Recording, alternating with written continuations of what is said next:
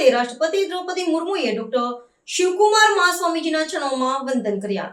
કર્ણાટકના શૈક્ષણિક અને આધ્યાત્મિક કેન્દ્ર સમાન શ્રી સિદ્ધગંગા મઠ ખાતે આયોજિત ભવ્ય સમારોહમાં રાષ્ટ્રપતિ દ્રૌપદી મુર્મુએ મુખ્ય અતિથિ તરીકે હાજરી આપી હતી. ડોક્ટર શ્રી શિવકુમાર મહાસ્વામીજીની જન્મજયંતિ નિમિત્તે આયોજિત ગુરુવંદના મહોત્સવમાં તેમણે મઠની શૈક્ષણિક સેવાઓની પ્રશંસા કરતા જણાવ્યું હતું કે આ પવિત્ર ભૂમિ લાખો વિદ્યાર્થીઓના જીવનમાં જ્ઞાનનો પ્રકાશ ફેલાવી રહી છે. આ પ્રસંગે રાષ્ટ્રપતિએ મઠના વર્તમાન વડાઓ સાથે મુલાકાત કરી હતી અને ભગવાન બસવેશ્વરના સિદ્ધાંતો પર આધારિત સામાજિક કાર્યોની જાણકારી મેળવી હતી.